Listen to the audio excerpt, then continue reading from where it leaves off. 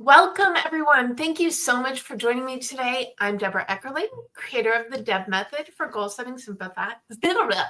Let's try that again. This is going to be a great show already when you typo your words in your introduction. I'm Debra Eckerling, creator of the DEB method for goal setting simplified. I am also the author of Your Goal Guide, a roadmap for setting, planning, and achieving your goals, and the upcoming 52 Secrets for Goal Setting and Goal Getting, how to stay focused, grow your network, and get more done in less time. Yes, you stumbled onto GoalChat. Finding the theme?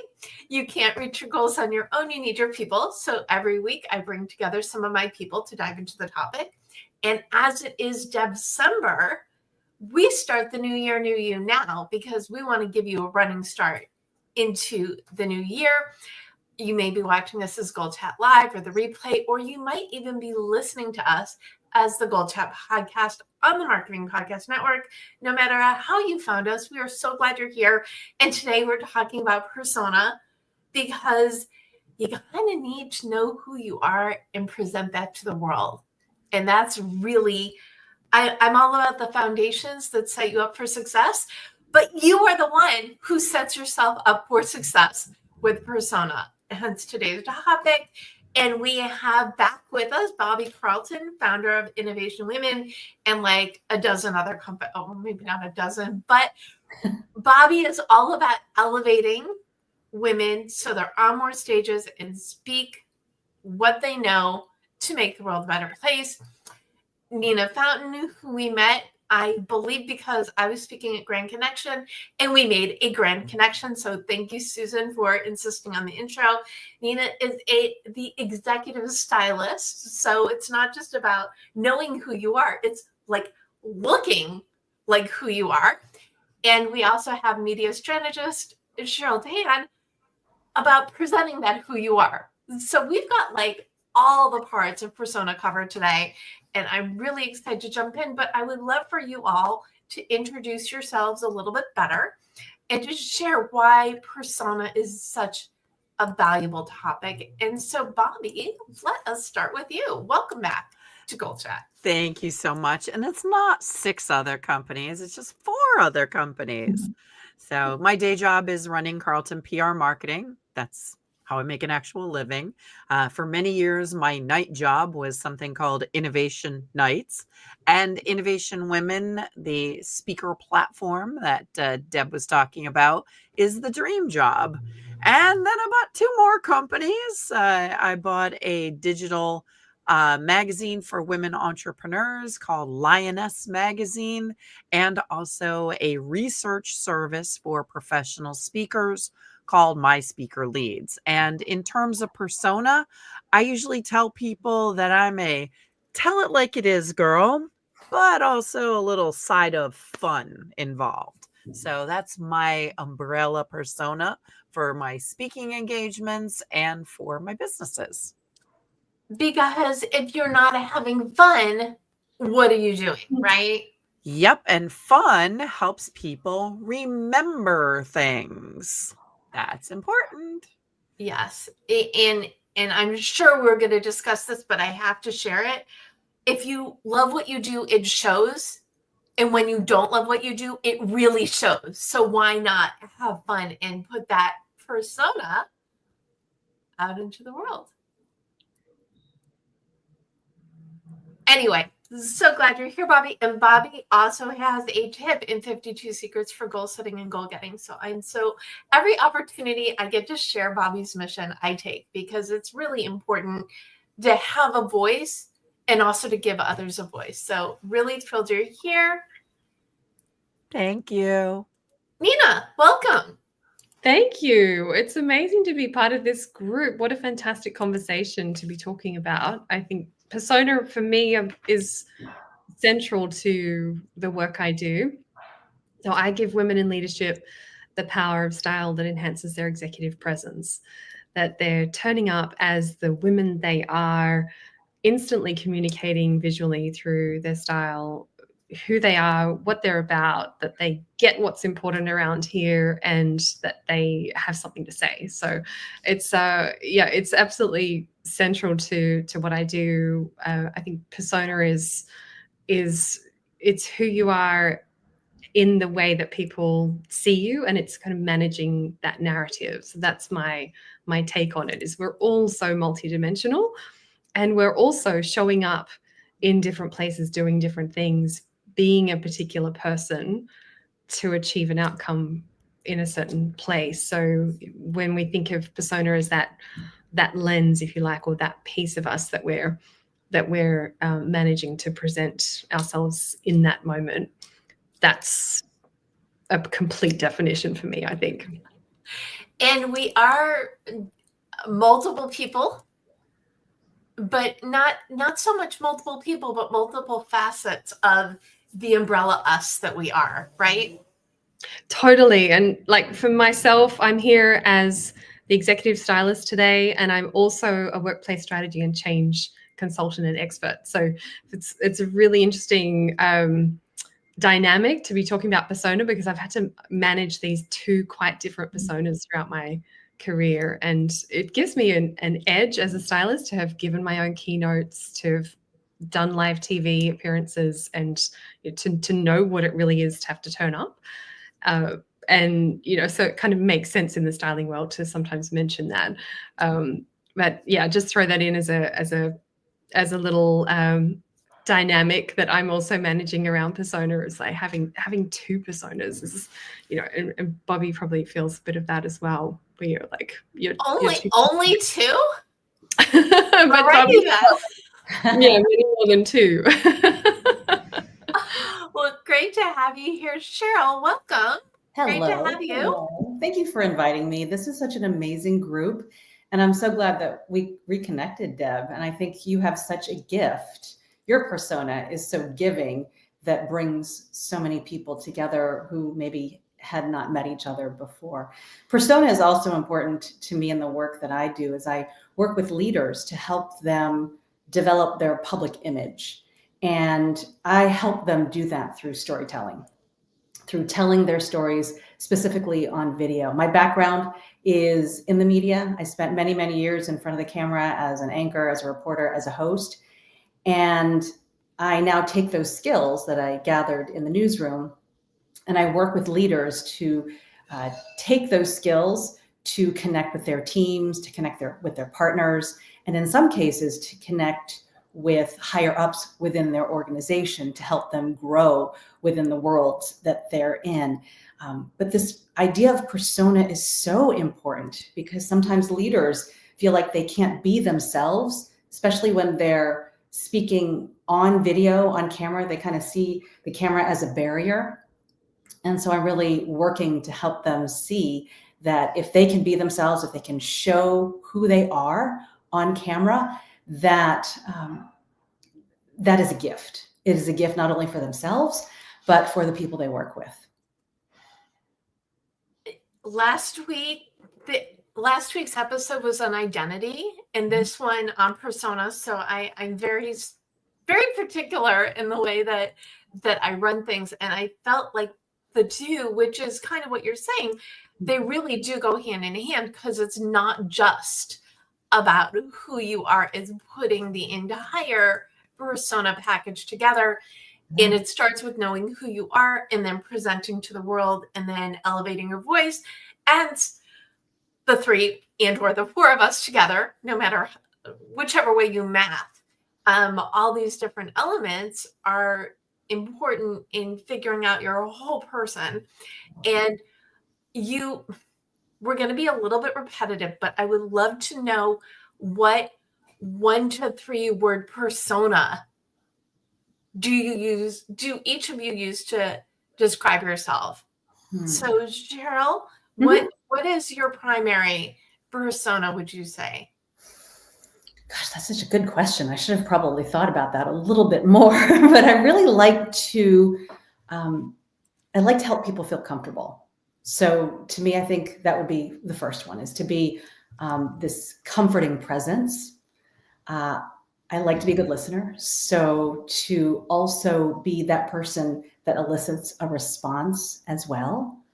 And to hopefully with my energy, allow them, whoever I'm talking to, whether it's on camera or behind the scenes, help them also bring their energy to the screen. Because I typically work with the screen. So it could be on stage, but typically the screen. But so I'm kind of looking at always the screen. So energy, comfort, and kind of a listening kind of mode. Energy, comfort, and ears works for me. What about you? What about you, Nina? You know, when you said that, when you asked that question, I thought, oh, it's my style personas, because I have like 2 to 3 word descriptions for style personas, which are linked to people's personality. So our core traits, our openness and creativity, our conscientiousness or hardworking focus, our extroversion or introversion, and our agreeableness or or likely or non-agreeableness, which we tend to say is kind of like a dynamism or a readiness to make an impact. All of those things actually translate to style. And so once you know your traits and you see how they connect to your style, then you can use my style persona quiz to find out your 2 or 3 words. So Cheryl, that's like for me, I'm like, oh, I'll just send you the link and you'll have a 3-word description or a 2-word description. I need that, yes. Okay, so Nina, which are your 3 words then? Yeah, mine are ordered creative. So for me, I am quite creative. I'm very open-minded. I'm risk tolerant. I'm, future thinking. I love ideas and variety, and that makes me a good strategist and a good synthesizer of information. And I'm ordered, so I'm like, I bring this creativity, and I like things to be neat and structured. And I'm a good planner, and I'm quite conscientious. So I'm kind of, the secondary for me is this conscientiousness, and knowing these things is so powerful. It's honestly so powerful, because you can not only step into that in your style, but you're also kind of seeing yourself through another light. You're getting to know yourself a little bit better. Yes. And I say you can't get what you want unless you know what that is. And that does start with know thyself, for sure. Yeah. Oh, 100%. I think, all of us, I'm sure, would relate to going through leadership development, self-development, and realizing that it always comes back to who am I and what's my contribution, and how is that different to someone else's, and am I putting my stuff on them, and am I giving them the space to be themselves? So this self-awareness piece is so central to leadership, to making a difference in the world in a way that respects others. Absolutely. And Bobbie, what is the Bobbie persona? It's interesting. We hold a weekly drop-in Zoom call every week for Innovation Women, and we had been holding it for a couple of years before I kind of like lit upon the branding for that gathering. And I feel like as a brand for myself, I would adopt that same brand. And that brand for that gathering is Speaker Friend. And Speaker Friend is kind of a whole way of life that we have for Innovation Women members. One of the things about public speaking as an industry is that it tends to be rather secretive. People don't share their secrets, and if they do, they want you to pay up and give them lots of money for access to those secrets. And for the Innovation Women community, we have been working very hard on the culture. And as the leader of the organization, I have to embody that culture. And so I am there to be that supportive speaker friend. And speaker friends are knowledgeable. They don't gatekeep. They support each other, but they also tell each other the truth. Like if you sucked on stage, I might not say you sucked on stage, but I might give you some feedback that could have been better. Like, speaker friends tell each other the truth. And sometimes, people will pat you on the back as you get off stage and, oh, that was wonderful, because we know that speaking as an action is so personal. We're telling personal stories, and we know for a lot of people it's something that makes them nervous. So we don't want to scare people away, but that's not how we get better. So, my own persona as a speaker friend and the leader of the speaker friends means that sometimes I have to be in kind of firm control of the meeting, because we've got 50, 60, 100 speakers who all want to talk. There's other aspects of it as well that kind of fit into the role that I play. One thing that you hit upon, which I am all in on, is, we're all here to make the world better. That's why I do this show, to bring different perspectives together, because first of all, I wanted you all to meet. So, okay, we're going to put you all on the show together. But the purpose is to give people motivation, inspiration, but also actionable tips to improve. And I think that balance of yay, go you, and it could be better, and this is how you elevate. I guess that's the better way to put it. Mm-hmm. And one thing that I say with frequency, and one of the things that because I work with people, I help them develop book proposals to help them bring out the uniqueness and shine the light on the world. And I think that's very similar to the speaker world. We want you to put the best product out there. And that is what we're here for, is to elevate you so you are your best persona. We want you to succeed. Yes, exactly. And Nina does it through making you look the way that your future self, your ideal self.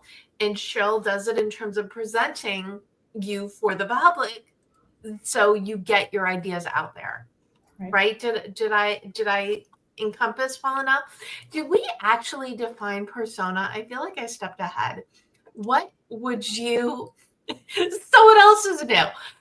What would be your short definition of persona and the value of knowing it? To me, it's the public image. To me, it's everything that is public facing. But I think what is maybe different is some people might think there's a difference between their inside voice, their inside image, and their public image. But when we're talking about leaders and all of us, we're all public figures. So really they are one and the same. Who you are behind the scenes is who you are on camera or on stage. So I think, to me, the persona is who you are and who you choose to share with the world. Ooh, I like that. I'm going to take it actually from a slightly different point of view. I'm a marketing person, my day job. And a lot of times when we talk about personas, we actually create like a fictional character who represents our customer target. And I think as leaders, as speakers, as public figures, often we have to reflect what we are seeking. So we have to be a bit of our target audience. We have to reflect what they would like to be. And a lot of times when people are getting out there and they're talking about public speaking, they're often talking about motivational speaking. Not always, but sometimes. And motivational speaking, motivating people to transform, to change, to do better, often comes about because we want to emulate the person who is on stage. So we need to embody who they want to be. And often it's a very perfected version of who they want to be. Ooh. Yeah, I love that. And I really see that connection, Bobbie, with style, in that when a woman in leadership turns up in a certain attire, a look, there is something that she's saying about what her role means. And there's an element, that what's the difference between leadership and management? That leaders are people who are inspiring, motivating.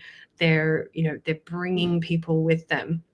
So if she's inspirational, if she's aspirational, people are thinking, oh, I love what, I love who she is. I love what she's doing. And I would like to be like that someday. Then she'll be a more effective leader. And I think, that point around emulating is really interesting, that connection there with the speaker's role. Mm. Can we also talk about this as women? Just thinking about a couple of different aspects of this. I'm not going to say the dark side, but maybe it's the downside.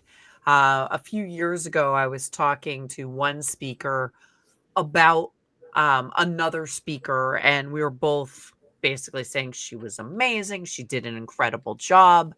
And then the other speaker kind of shared a little bit of a dark secret, which was, she was told by another person that the other speaker that we were discussing could be so much more successful if she was thinner. And I just about died on the spot. It was one of those things where it's like, okay, appearances, they are something that I would just love to hear, like, you address that, Nina, in terms of like how we are still credible. Like, I am never going to be the fashion queen. I am never going to be rail thin.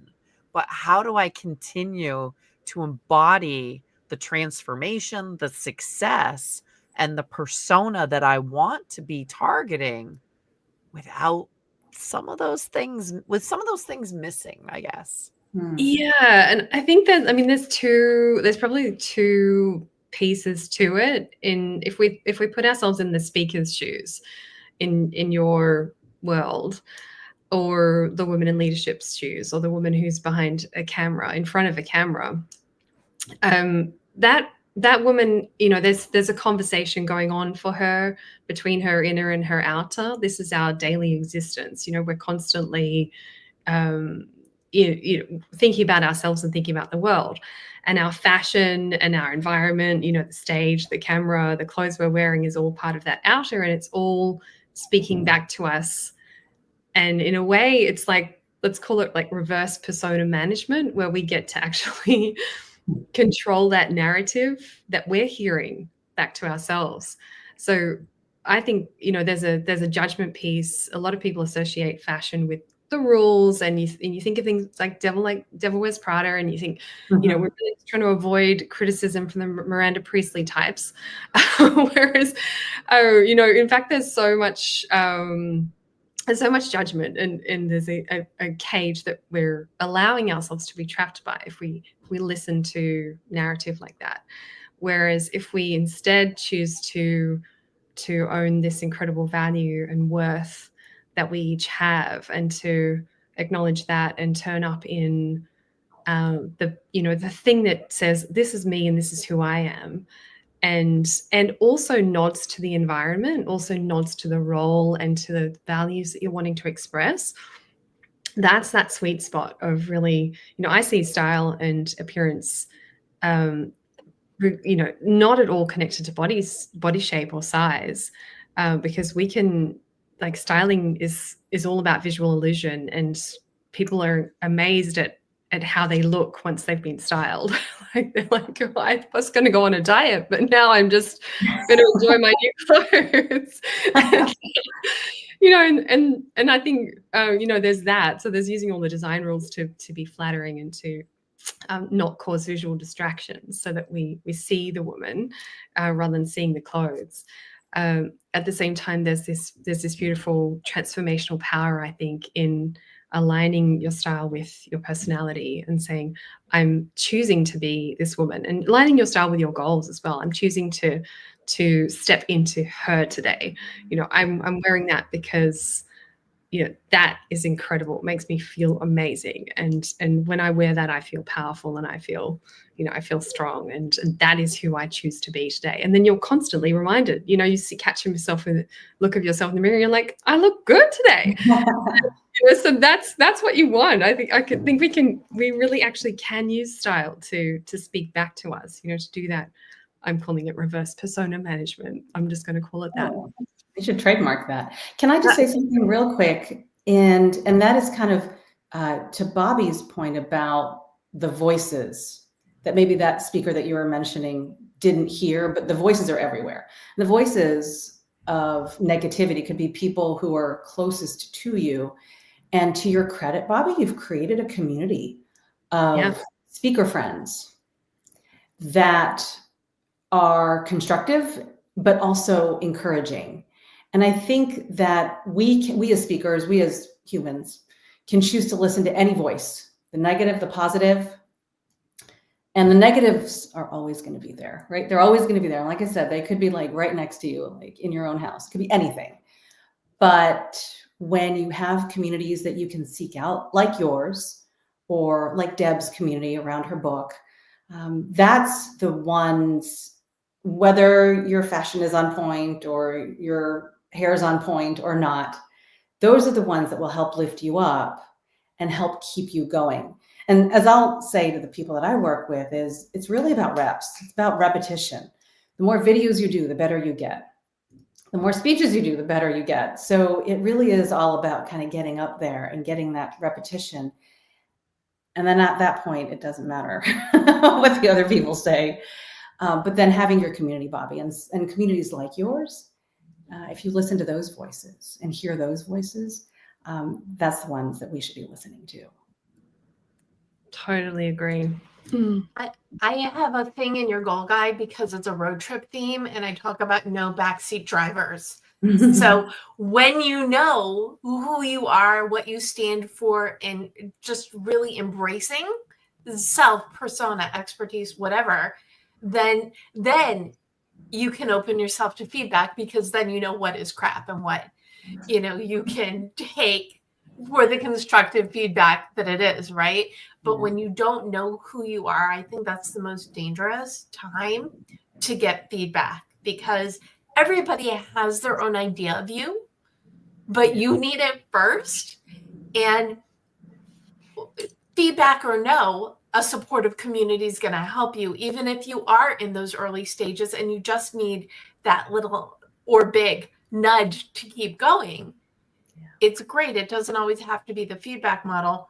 I want to also, something that Bobbie said really about the judgment piece is, do you all remember, was it only 15 years ago that women had to dress like men to be taken seriously? It's still or happening. maybe it was, or maybe it's still going, but I just remember, I think before I started the first version of this show, which was Guided Goals, was the early or first podcast, whatever. And in that identity, it was like women who try to be men, I think are kind of selling themselves short. They need to be themselves. Discuss. Yeah, agree. I'll put that out there. Agree. You got it. And I think it has changed, right? Things have shifted. Were you going to say something, Bobbie? I think I had on one of your, I know you're anti-mammal.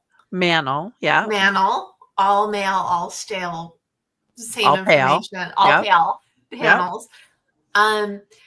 Are we better off disrupting them by really leaning into being female?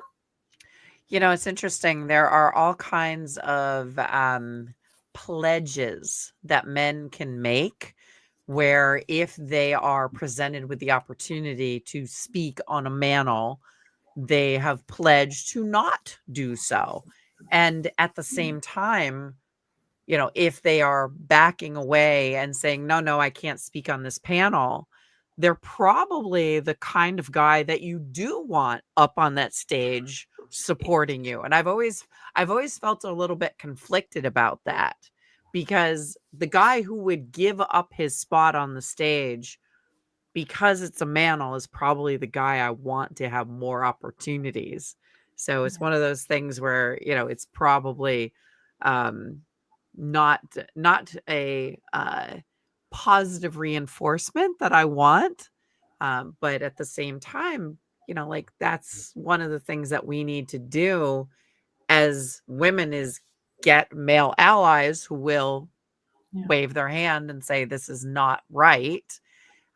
We do need more men supporting diversity and inclusion on stages, partly for the reason of like, we just need more voices out there. We need more different personas on the stage, more different life experiences. And, the diversity of persona and life experiences can be a little bit one and the same. And you could have it almost, I love the pledge to be, yes, I'll be on your panel only if you bring a woman as well onto it. And the idea is some guys give up their slot for a woman. Yeah, I was thinking that's the ideal, I guess, is, that man who says, I don't want to be on a manel, who says, I've got this colleague who would do a fabulous job. Yeah. Although I would prefer it if they had just basically added women to the panel so that good guy gets to stay. So they get to stay and they get to bring a +1. Yeah. There you go. Let's or that they host the events, balance. right? That they have the events themselves so that they can put people on the panel. I know that they do exist. It's finding them, right? To give them not power, but more the just tell them that it's perfectly fine to open that up to more people. Sometimes they just need a push, right? Yeah. Or a shove. Or a kick in the pants. Or a kick in the pants. Absolutely. And so, Nina, did you get, this is what I got for your definition of persona, but I was probably reading into it by the little slippery slope. But aligning style with goals, I think, is a way to put your persona top of mind. Does that count, or do you want to add to? Yeah, tell me more about aligning style with goals. No, that's what you said. Do you not remember? It was like 5 minutes ago. When we were talking about how you put yourself out there, your best self out there is when you are aligning. I think it's like dress for the job you want, right? So for sure that's an aspect of it, and I 100% endorse that and did say that when you're being your authentic self, that's when you can most and be most successful, and people are much more likely to connect with you in high stakes situations when people have got an instant to decide if you're trustworthy, credible, if you're someone that they want to connect with. When they instantly perceive something about you that's positive in that direction, then that you step into that and you match that with your own authenticity, then there's no bumps in the road. That's a really smooth path to doing business together. So I really 100% did say that connection between the style and the goals, if that's what you're meaning. And yeah, I think persona, within that persona is what is that narrative that we're managing? How is it that we want to be seen? And I think, like Cheryl said, it's who you are publicly, which is also who you are privately. It's just that the public piece is, potentially just a mere sliver of who you really are. But if you're like, I think people often see style, for example, as pretending to be someone, that you're putting on a costume, you're kind of, pretending. And I always say your most powerful style is your most aligned style. It's all about aligning with who you are, not pretending, because then you're not getting this mismatch between, the full 3D, 4D version of you and that sliver that people see as your public image. Which leads in perfectly to the next question, which is that how can people better align their persona with who they actually are? You know, how do you calibrate or recalibrate? Yeah. So I'll answer this one really quickly. For me, it's getting really clear on what those core elements are to your personality and what you're bringing to the world that's unique to your particular profile. And the style personas do that really nicely for people. So kind of once you know your style persona, it's really easy to bring that alignment. Okay. That sounds good. Bobbie, no, I like that. I could give some room. Well, it goes back to what we were talking about before, though. You can't get what you want unless you know what that is. You can't portray who you are with the world until you know what that's going to be for you. Right. So I will actually say that's exactly what I totally agree with everything you said on the messaging side. So it's you help them, Nina, with how they portray themselves stylistically. And then I work with them to figure out what comes out of their mouth. And a lot of times executives know. They know what they're passionate about. They know what they want to show up as. They know this, but they're caught up in so many things, like their job and leading teams and all of those things. And so when they have the chance to examine who they are, to your point, Deb, they have to know who they are before they can present themselves to the world. Once they have the opportunity to think about that and really understand what their role within their organization is and what their goals for what they want to be known in the future for, then they can get that idea of how to match that with what they want to talk about publicly. That really excites their teams. Yeah. So it's all about matching the message with their role and goals? All of it. Okay. It's all aligned. Yeah. And I love what you said, Nina, about your public and your private. Of course, to me, they've got to be kind of the same, but you don't put everything out publicly. I mean, even if it's all good, you're not going to share everything you do behind closed doors in public, but it really is aligned. It's that same type of person. And you just share a little bit.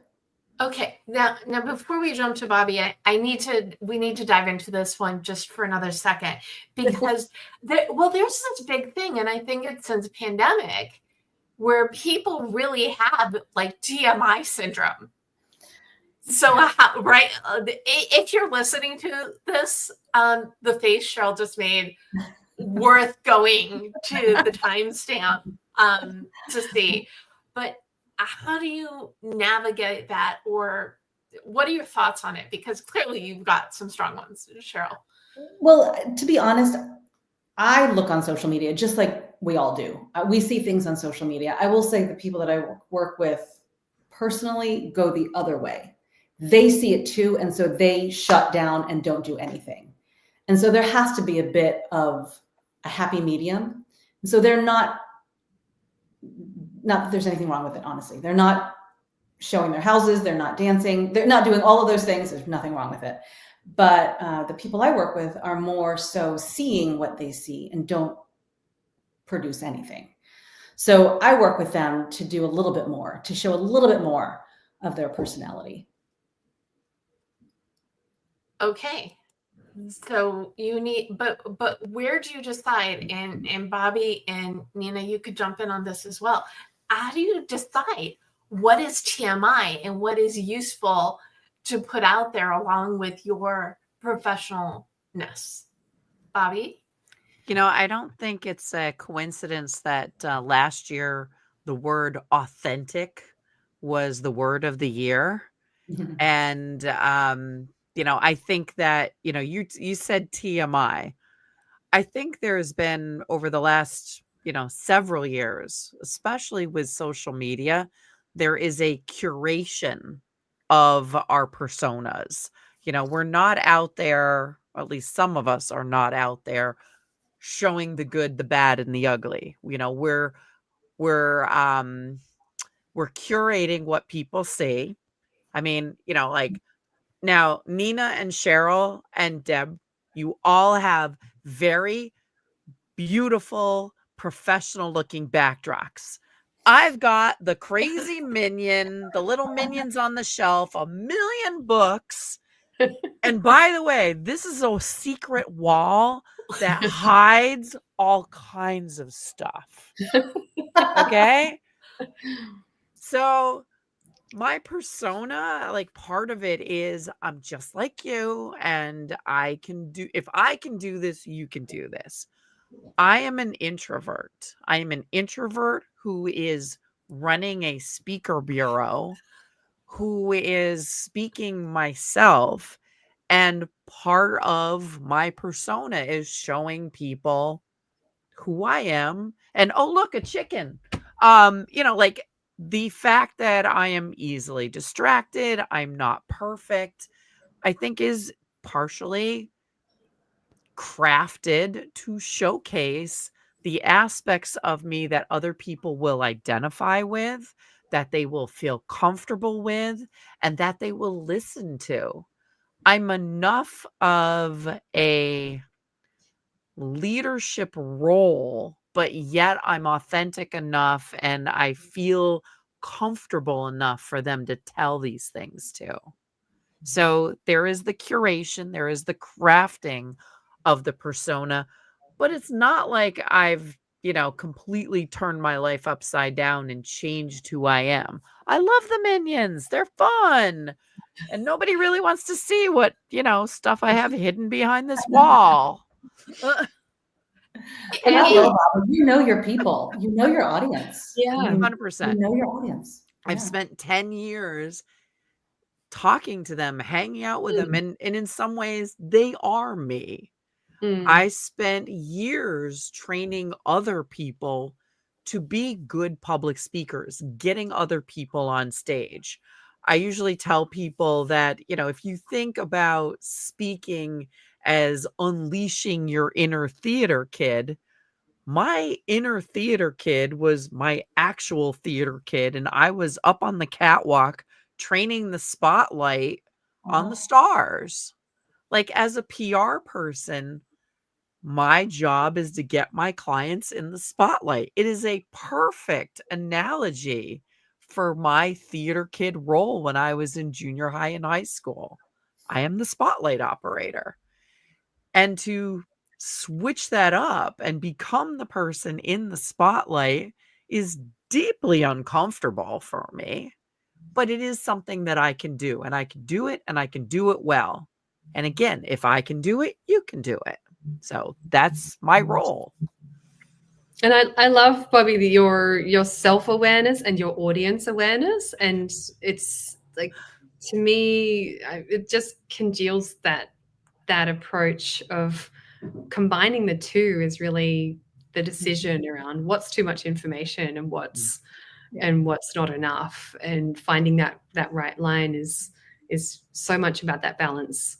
And it's, what's your role? Who are other people looking to you to be? I think that's so key. That's a key decision. There's really no one right answer, because we're all in different workplace cultures, different, business cultures, different teams, different clients. Yeah. And I think the best tip for myself, the thing that I have done has been to just watch the feed and see which people are doing something that I think is, on social media, something that I think resonates or is how I would want to turn up. And then I think, what is it about that that is working for me and would work for my audience? And yeah. Deb will love this. It's like, what's your purpose? What's your goal? Like, you're right. why are you doing what you do? Totally. Snap, we're speaking the same language. I added what I think was a very subtle line, but a very self-aware line in the bio that's going in the book, which is, as much as I like to write, I love to talk even more. And then I go into, my shows and the stages I've been on. And it's something that I think is, I debated with myself on putting that in because it was very on the nose for me. And why not? Right? Because the more you that you are, which I think is what we're saying, the more that you claim, the better you're going to have an impact. The more people are going to relate to you, the more they're going to want to talk to you and learn from you. Totally. Yeah. A lot of the time people are looking for a box or feeling, to go back to what we were talking about before about feeling like fashion has a lot of rules. They're feeling like, oh, there's, I shouldn't do this, I should do that. And they're just caged in thinking, am I in this little acceptable box?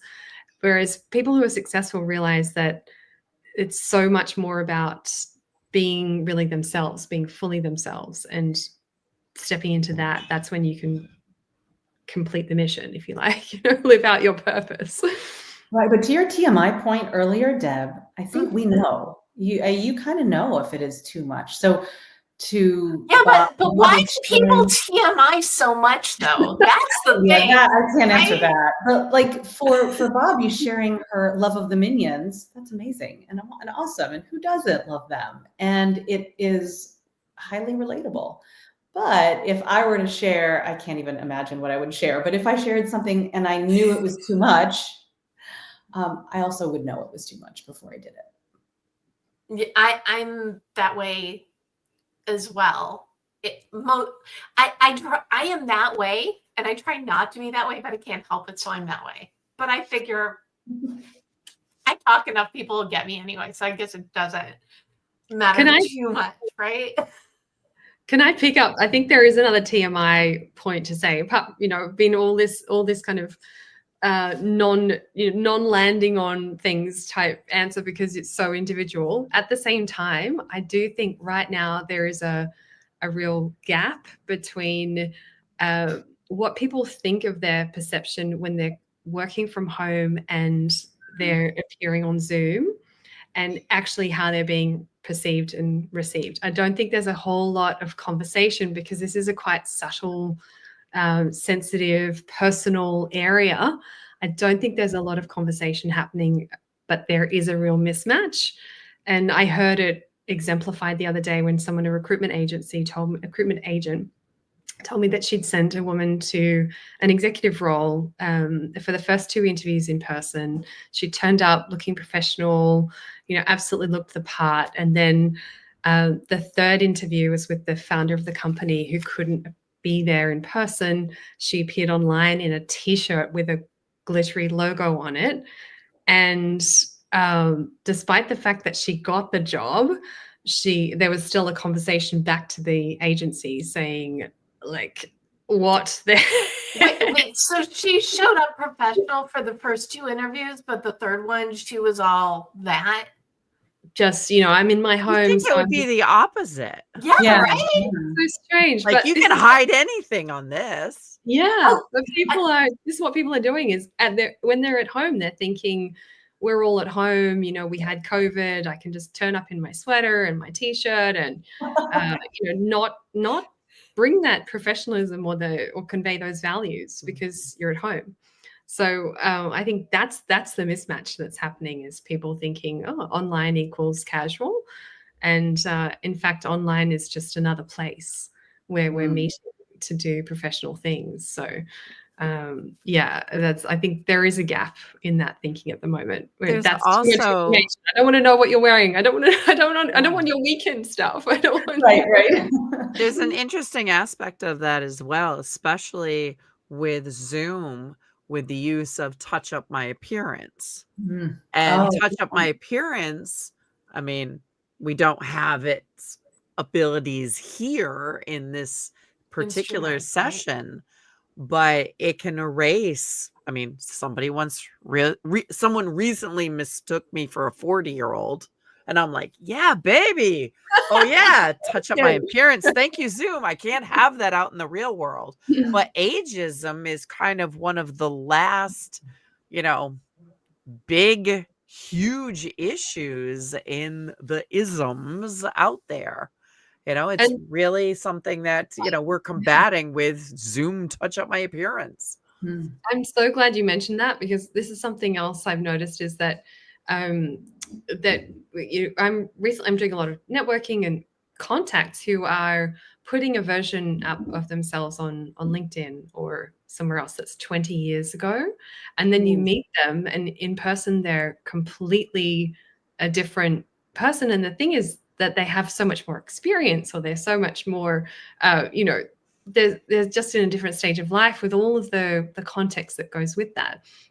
And this has happened a few times. I think this is where, I get it that people are trying to, avoid the ageism piece, but at the same time, there's this big, kind of like a big kind of, whoa, what happened there when you actually meet the person and they're not who they projected themselves or position themselves as in their public profile.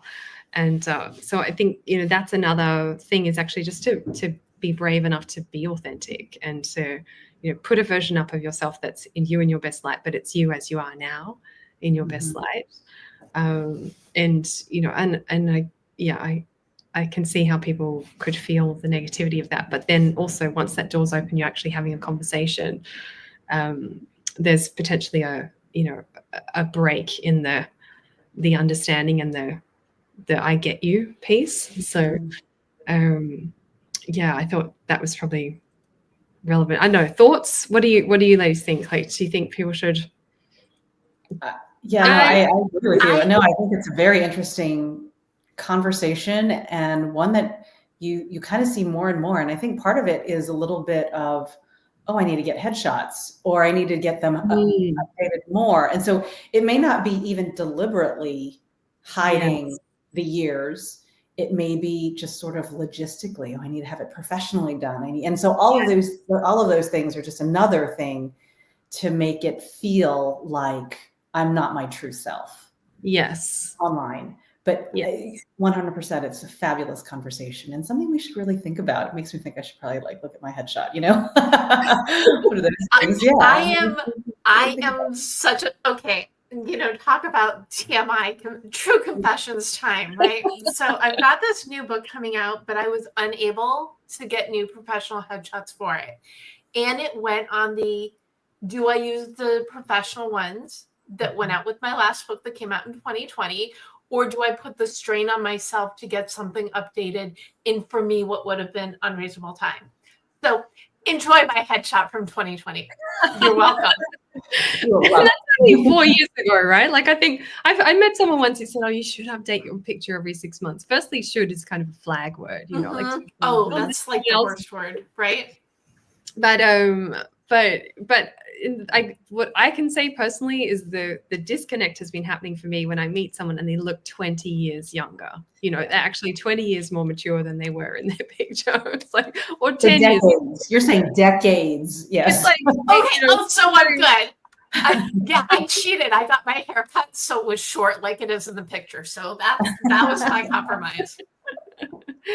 Bobbie, you look like you want to say something. I was actually like, yes, I've heard from a lot of speaker managers and speaker agents, the every 6 months thing. And I'm sitting here with a picture from 2017, And it's like, well, with Zoom touch up my appearance, it actually does work. I can't see those crow's feet. I just love when these conversations go in unexpected places. So thank you all. Bobbie, before we go into gifting goals, did you answer the question of aligning your persona with who you are, and what is your best tip for embracing that? I mean, I do think I did answer it in terms of the manufacturing of my persona is really just showcasing different aspects of it.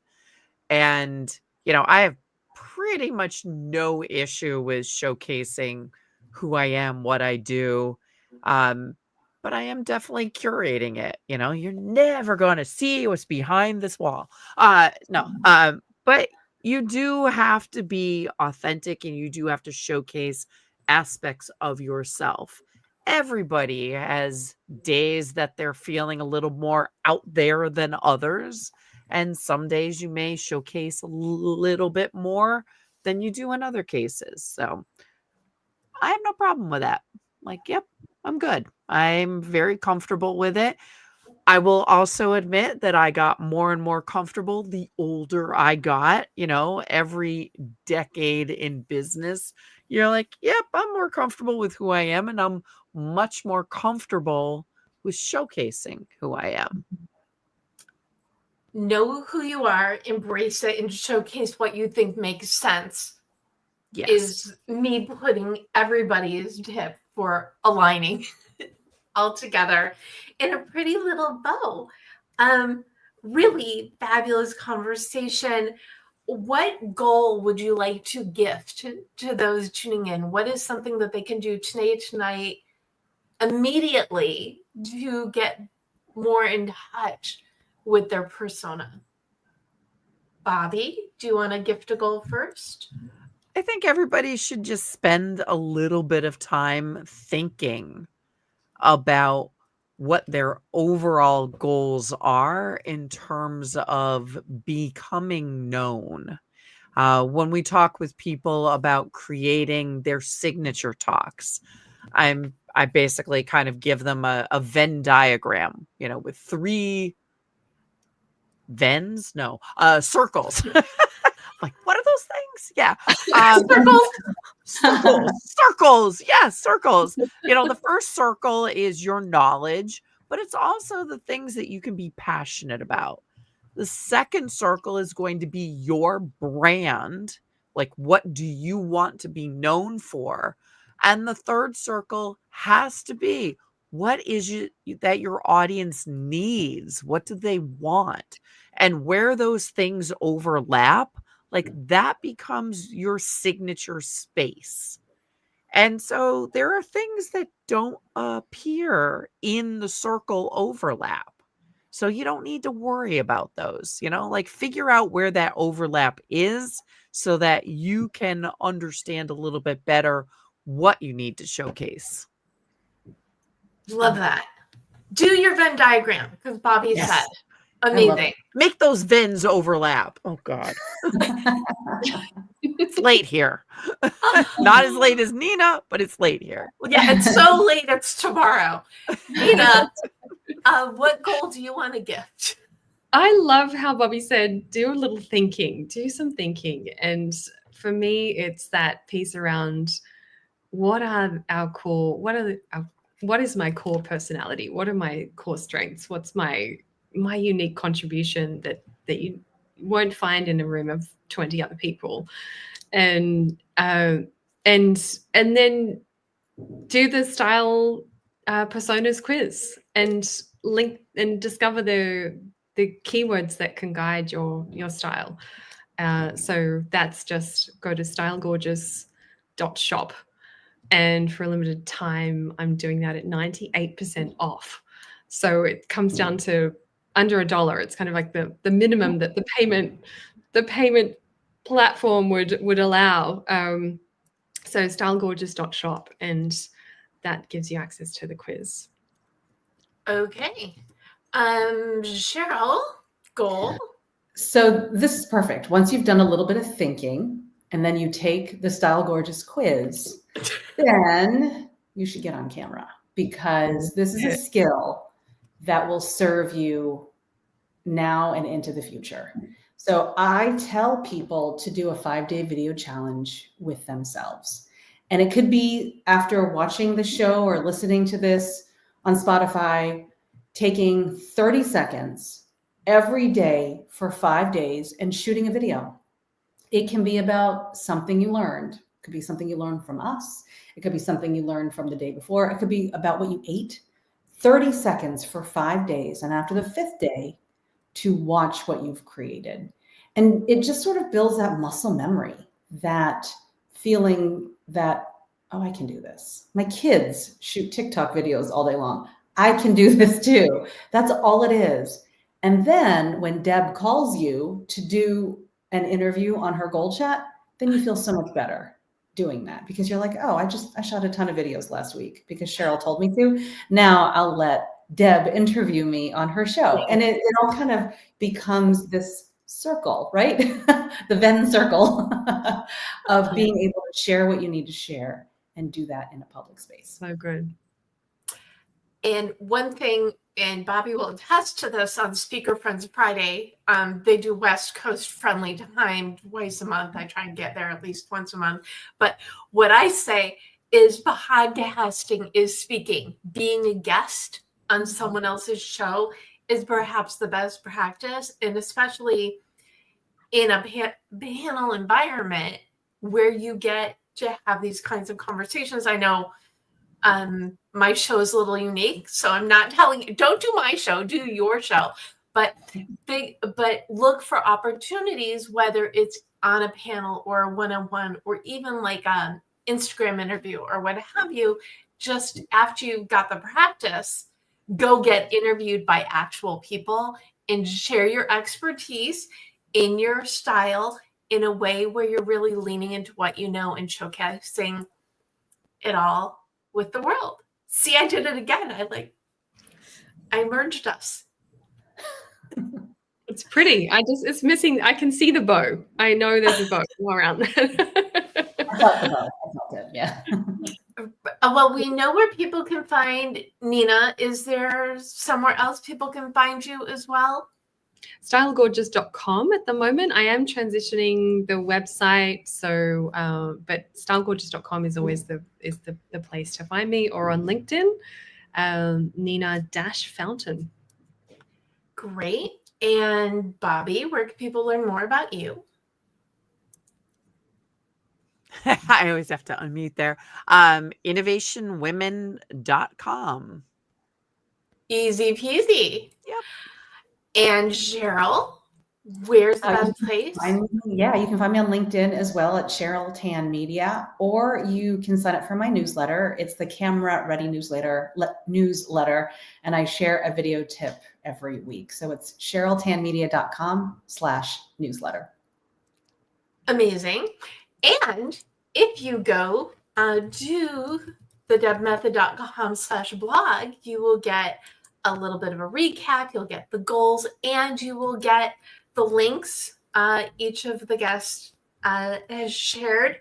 And I also put in there everybody's LinkedIn, because it is like the best Rolodex when you connect with because you can't reach your goals on your own. You need your people.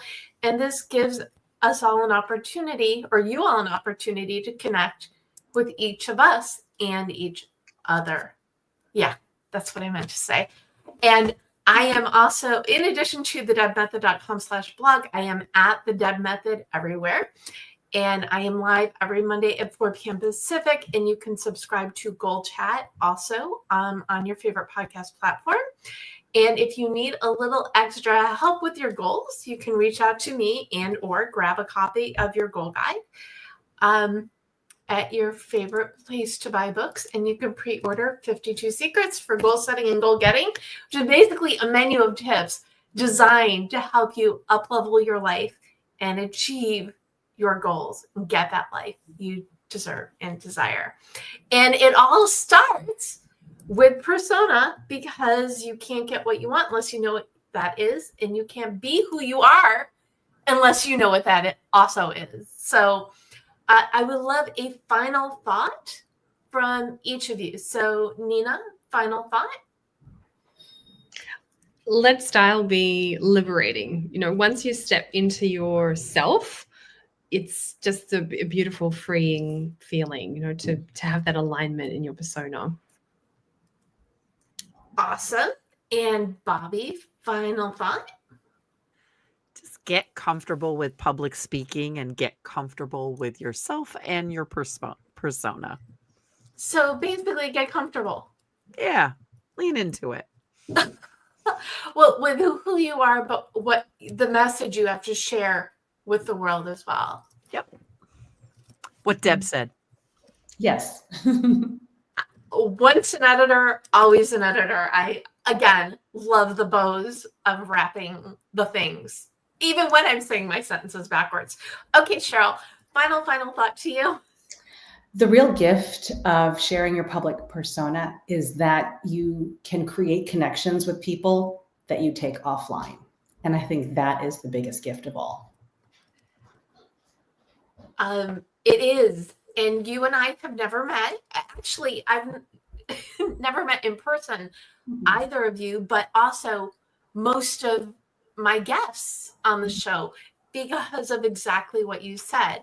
So Mhm. being out there and creating connections, and then having those conversations, because you never know where a conversation or relationship will lead. The more you're out there, the more those opportunities are there and available for you to embrace.